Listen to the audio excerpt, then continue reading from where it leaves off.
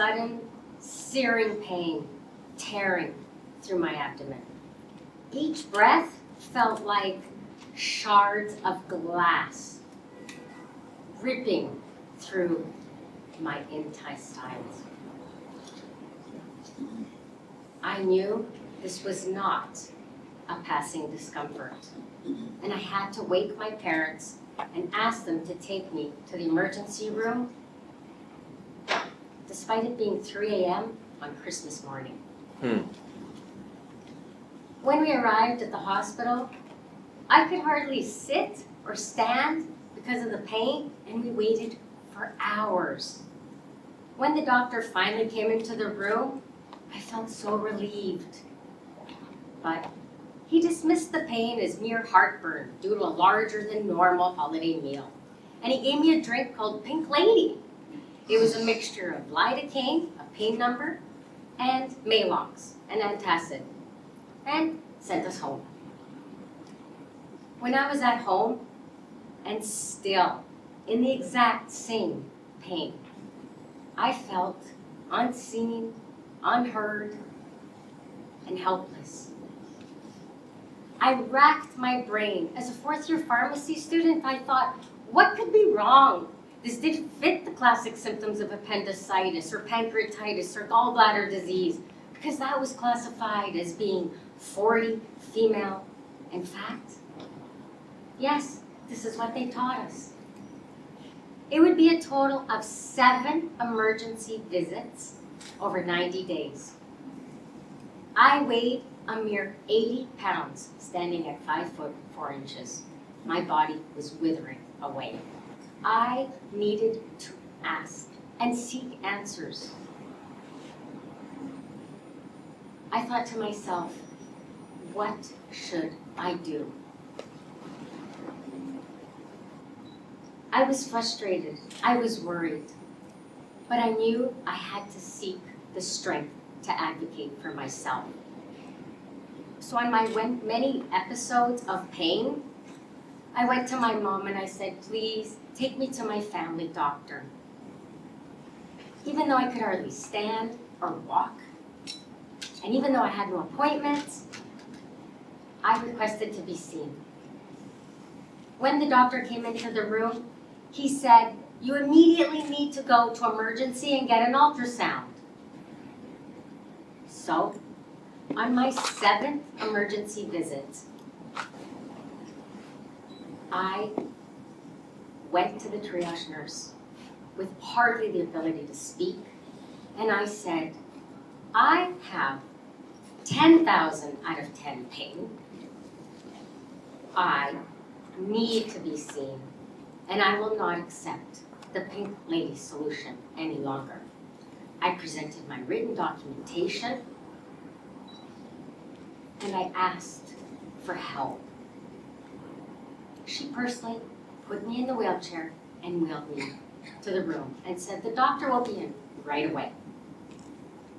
When the doctor came, I actively participated. I reiterated what I told the nurse. I also told him, I need a painkiller, and I won't accept the Pink Lady solution any longer. My voice spoke volumes. The very next day, I was in surgery to have my gallbladder removed because it was full of gallstones. The invalidation that I felt propelled me to spread awareness of how we can navigate the healthcare system so we could all be seen. The 3 key principles: A for advocate, C for communicate, and E for educate, ACE. I further learned that there simply is not enough healthcare research for women. So oftentimes as healthcare providers, we dismiss diagnoses because we don't know all the intricacies and the signs and symptoms that women experience. We as women as well, the caregivers, prioritize caregiving of our family before looking after our own healthcare needs. We as well must not neglect preventative screenings, symptom documentation, and follow-ups. We have to advocate for ourselves and be active members of our own healthcare. Healthcare is complicated, but it can be navigated. Let's go through some simple steps that we can take. When you advocate, you simply remove the barriers so that you can speak up. You lean into your intuition, you voice your concerns, and you push for answers. When you communicate, you provide clear reporting of your health situation. You record and track, and you present those in a clear, truthful, and concise manner. And when you educate, you learn about the treatment plan. You do your research from credible sources. You ask the risk versus the benefit. You go back and ask more questions, and you follow up and make sure that the treatment plan is being delivered correctly and is being monitored.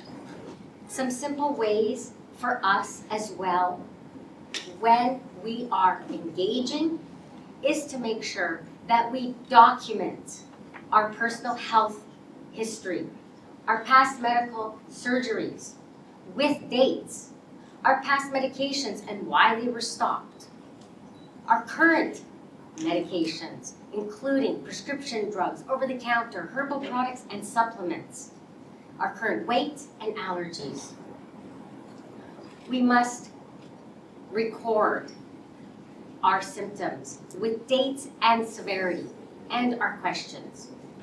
We must document and ensure that we track screening and follow-up dates and that we stick to them. After all, as women, caregivers of the world, when most vulnerable and in need of health care, we must be allowed to use our voices so we can be heard to protect ourselves.